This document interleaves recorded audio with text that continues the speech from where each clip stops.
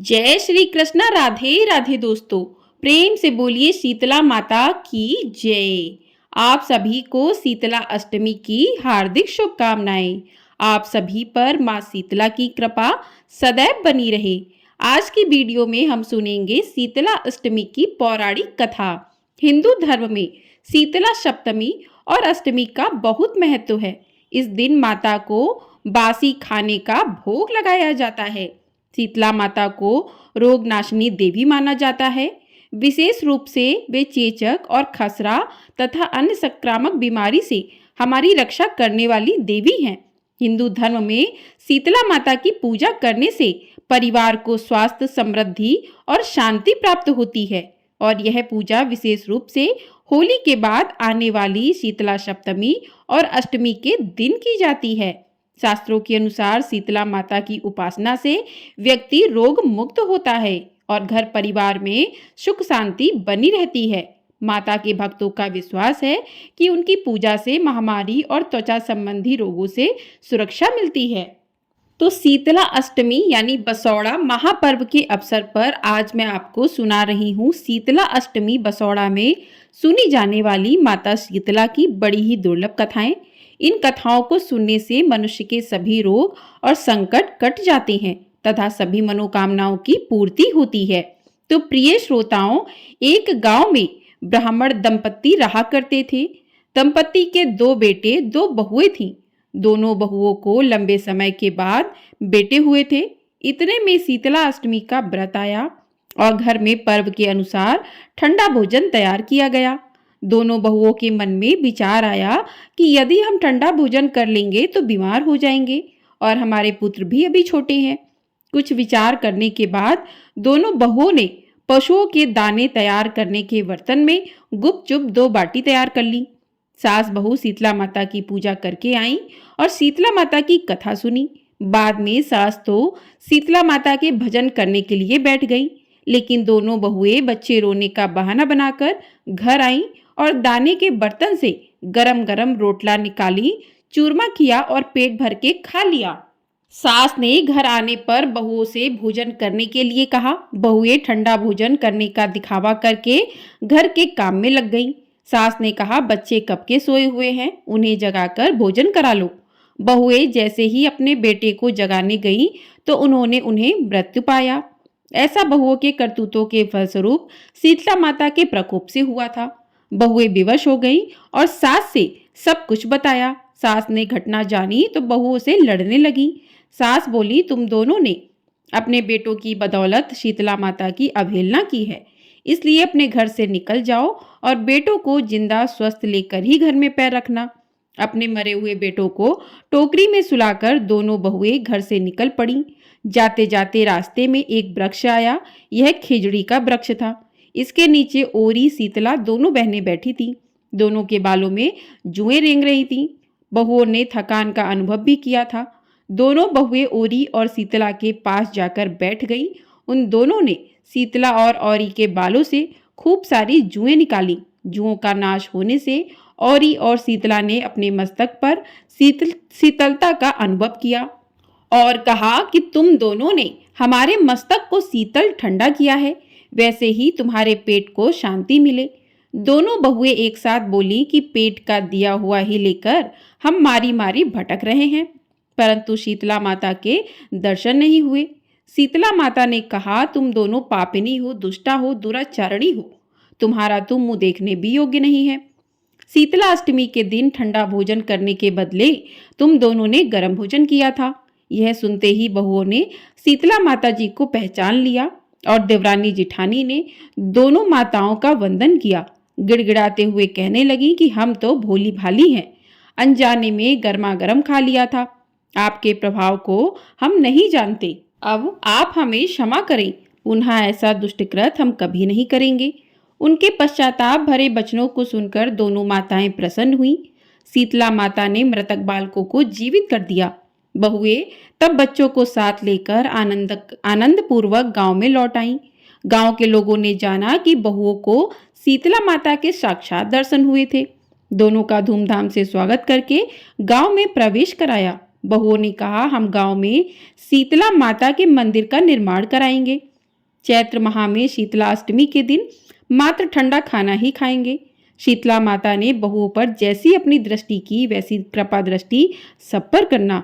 श्री शीतला माता सदा हमें शांति, शीतलता तथा आरोग्य दे। शीतले तुम जगत माता, शीतले तुम जगत पिता, शीतले तुम जगत धात्री, शीतलाय नमो नमः। प्रेम से बोलिए शीतला माता की जय। तो इस प्रकार से पहली कथा पूर्ण हुई। अब सुनते हैं दूसरी पौराणिक कथा। इस कथा को सुनने से हमारे घर में कभी भी कोई बीमार नहीं पड़ता। प्रिय श्रोताओं, एक बार शीतला माता ने सोचा कि चलो आज देखूं कि धरती पर मेरी पूजा कौन कौन करता है और कौन मुझे मानता है। यही सोचकर शीतला माता धरती पर राजस्थान के डुंगरी गांव में आ गई। वहां पहुंचकर उन्होंने देखा इस गांव में तो मेरा मंदिर भी नहीं है और ना ही यहाँ पर कोई मेरी पूजा करता है। शीतला माता भेष बदलकर गांव की गलियों में घूम रही थी। तभी एक घर के ऊपर से किसी ने चावल का उबला पानी यानी कि माड़ नीचे फेंक दिया। वह उबलता पानी शीतला माता के ऊपर जा गिरा, जिससे शीतला माता के शरीर में छाले पड़ गए। शीतला माता के पूरे शरीर में जलन होने लगी। अब शीतला माता, जो कि बूढ़ी औरत का भेष बनाए हुए थी, पूरे गांव में इधर उधर भाग भाग कर चिल्लाने लगी, अरे मैं जल गई, मेरा शरीर तप रहा है, जल रहा है, कोई मेरी मदद करो, कोई मुझे बचाओ। लेकिन उस गांव में किसी ने भी शीतला माता की मदद नहीं की।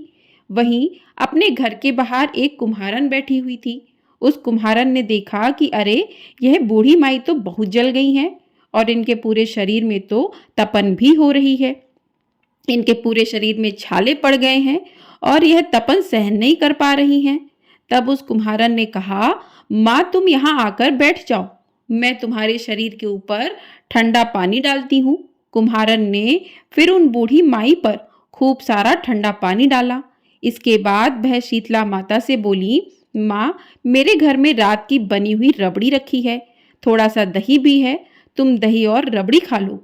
जब बूढ़ी माई ने ठंडी यानी ज्वार के आटे की रबड़ी और दही खाई तब उनके शरीर को बहुत ठंडक मिली। इसके थोड़ी देर बाद कुम्हारन बोली, माँ बैठ जाओ, तुम्हारे सिल्क के बाल बिखरे हुए हैं, मैं तुम्हारी चोटी गूंथ देती हूँ। ऐसा कहकर कुम्हारन माई की चोटी गूंथने के लिए उनके बालों में कंघी फिरा रही थी।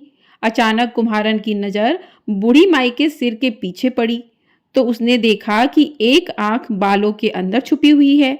यह देखकर कुम्हारन तो डर के मारे भागने लगी। तभी उस बूढ़ी माई ने कहा, रुक जा बेटी, डर मत, मैं कोई भूत प्रेत नहीं हूँ, मैं देवी हूँ। मैं तो इस धरती पर यह देखने आई थी कि यहाँ मुझे कौन मानता है और कौन कौन मेरी पूजा करता है। ऐसा कहकर माता चार भुजा वाली हीरे जवाहरात के आभूषण पहने अपने दिव्य असली रूप में प्रकट हो गई। माता के दर्शन पाकर कुम्हारन सोचने लगी कि अब मैं तो बहुत गरीब हूँ, इन माता को कहाँ बैठाऊं। तब माता उसकी दशा को देखकर कहने लगी, बेटी तू किस सोच में पड़ गई है। तब उस कुम्हारन ने हाथ जोड़कर आंख से आंसू बहाते हुए कहा, माँ मेरे घर में तो चारों तरफ दरिद्रता बिखरी हुई है, बिठाने तक के लिए कोई चीज नहीं है, मैं आपको भला कहाँ बैठाऊं। मेरे घर में ना तो चौकी है ना बैठने का आसन है, तुम ही बताओ माँ मैं आपको कहाँ बैठाऊं। तब शीतला माता कुम्हारन के मन की दशा समझ गई और प्रसन्न होकर उस कुम्हारन के घर पर खड़े हुए गधे पर बैठकर एक हाथ में झाड़ू दूसरे हाथ में डलिया लेकर उन्होंने उस कुम्हार के घर की दरिद्रता को झाड़ डलिया में भरकर फेंक दिया और फिर कुम्हारन से कहा, बेटी मैं तेरी सच्ची भक्ति से प्रसन्न हूँ, अब तुझे जो कुछ भी चाहिए वह वरदान तू मुझसे मांग ले।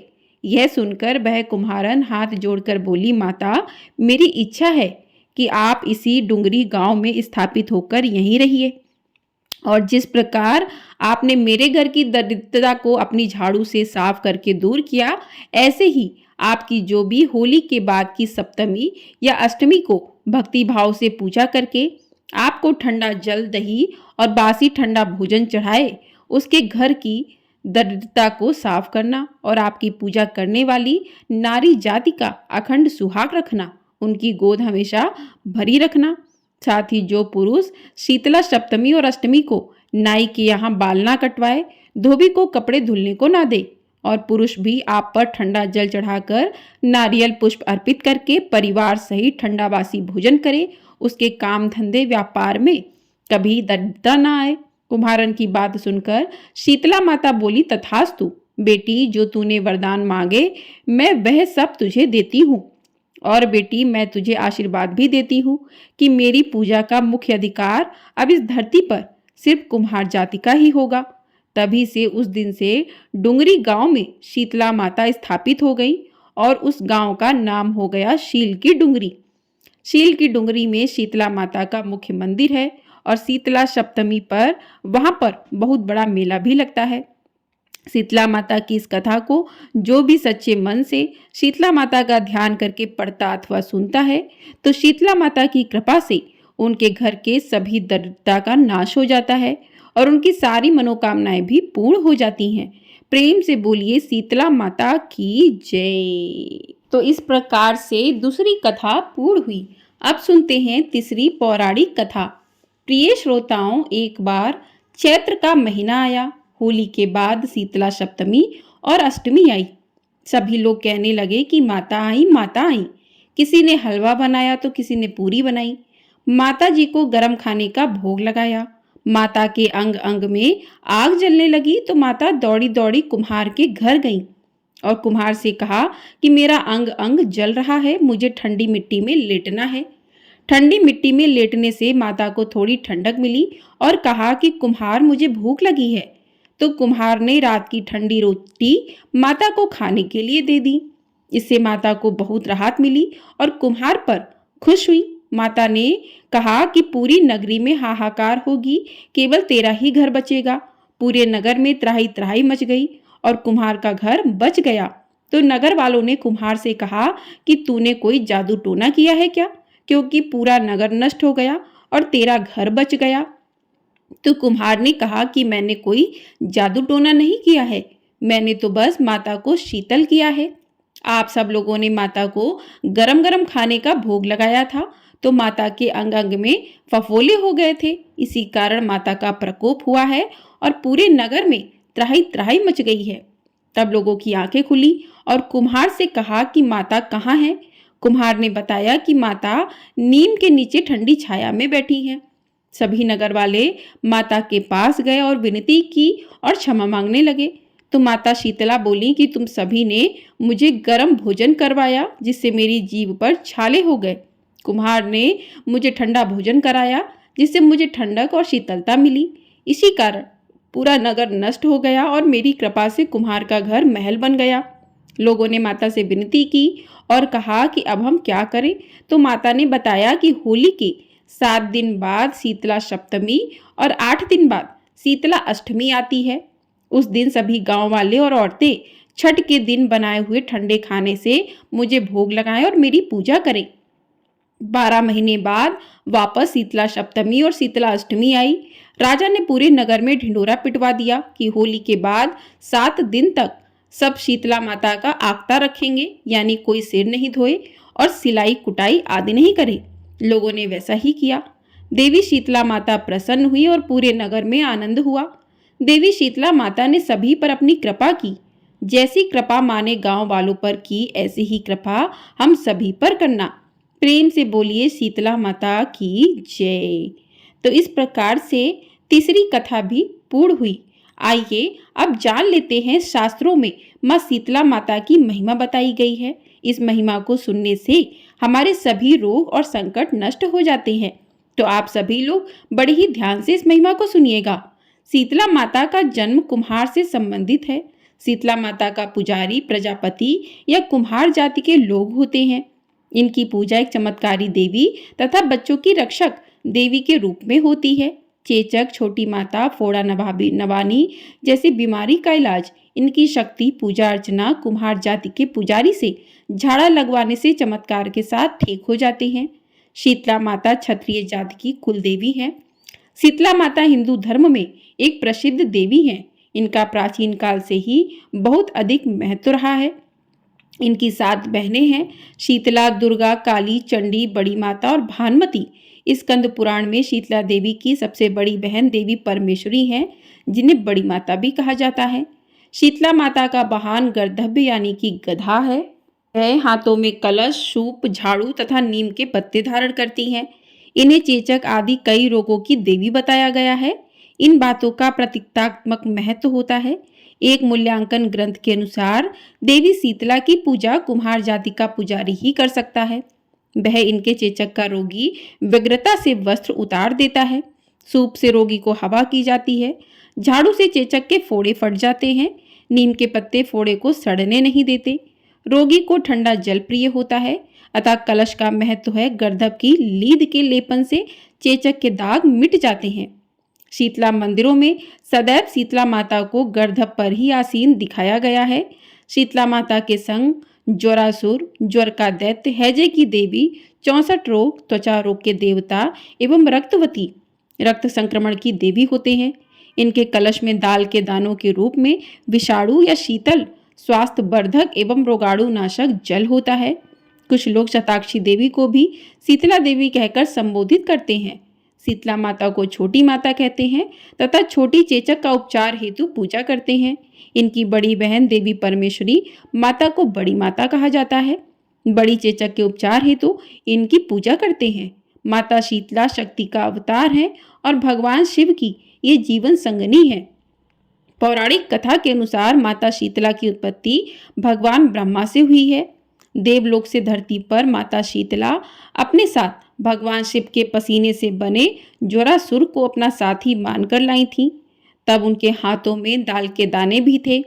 उस समय के राजा विराट ने माता शीतला को अपने राज्य में रहने के लिए स्थान नहीं दिया, तो माता क्रोधित हो गई और उस क्रोध की ज्वाला से राजा की प्रजा को लाल लाल दाने निकल आए और लोग गर्मी के मारे मरने लगे। तब राजा विराट ने माता के क्रोध को शांत करने के लिए ठंडा दूध और कच्ची लस्सी उन पर चढ़ाई। तभी से हर साल शीतला अष्टमी पर लोग माँ का आशीर्वाद पाने के लिए ठंडा भोजन माता को चढ़ाने लगे। इस बासी खाने को बसौड़ा के रूप में जाना जाता है। शास्त्रों के अनुसार शीतला माता की उपासना मुख्य रूप से गर्मी के मौसम में की जाती है और मुख्य पर्व तो अब तक आप लोग समझ गए होंगे। जी हाँ, शीतला अष्टमी। आप सभी को बता दें कि शीतला माता माँ भगवती का ही स्वरूप है। इनकी पूजा से मनुष्य को जहाँ एक तरफ आध्यात्मिक रूप से मजबूती मिलती है, तो वहीं दूसरी ओर मौसम के चलते शरीर में होने वाले रोग विकार भी माँ के पूजन से दूर हो जाते हैं। ठंडक प्रदान करने वाली माता सीता पर्यावरण को स्वच्छ रखने की प्रेरणा देती हैं।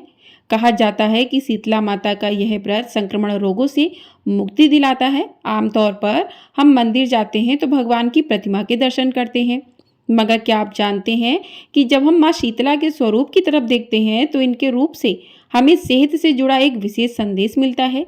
इनके हाथ में नीम के पत्ते, झाड़ू, सूप और कलश जो साफ सफाई और समृद्धि के सूचक माने जाते हैं, तो वहीं इनको बासी खाद्य पदार्थ चढ़ाया जाता है जिसे बसौड़ा कहा जाता है। तो वहीं इन्हें चांदी का चौकोर का टुकड़ा अर्पित किया जाता है जिस पर इनका चित्र बना होता है। आमतौर पर इनकी उपासना गर्मी और वसंत के मौसम में की जाती है। कहा जाता है कि इन्हीं ऋतुओं में रोगों के संक्रमण की संभावनाएं सबसे अधिक होती हैं। धार्मिक रूप के साथ साथ शीतला माता के इस पर्व का अधिक वैज्ञानिक महत्व भी है। यह त्यौहार यह भी बताता है कि इस दिन के बाद से बासी आहार ग्रहण नहीं करना चाहिए, गर्म पानी से नहीं नहाना चाहिए, शीतल भोजन ग्रहण करना चाहिए। कहने का अर्थ यह है कि यह पर्व आध्यात्मिक के साथ साथ वैज्ञानिक रूप से भी कई तरह के संदेश देता है। तो इस प्रकार से जो भी भक्त शीतला अष्टमी के दिन माता की इन कथाओं को सुनते हैं तो उनके घर में कभी भी दरिद्रता का वास नहीं होता है। उनके घर के सभी सदस्यों पर कोई भी रोग नहीं होता है। उनका स्वास्थ्य अच्छा रहता है। अखंड सुहाग का सौभाग्य प्राप्त होता है। तो आपको ये वीडियो पसंद आई हो, वीडियो को लाइक कर दीजिएगा। ये कथाएं यहीं पर समाप्त होती हैं। मिलते हैं आप लोगों से अगली वीडियो में। कमेंट बॉक्स में शीतला माता की जय भी अवश्य लिखिएगा। चैनल पर नए हैं तो चैनल को सब्सक्राइब भी कर लीजिएगा, जिससे आपको हमारी आने वाली वीडियो का नोटिफिकेशन मिल सके और आप लोग को सभी वीडियो समय से प्राप्त हो सके। प्रेम से बोलिए शीतला माता की जय।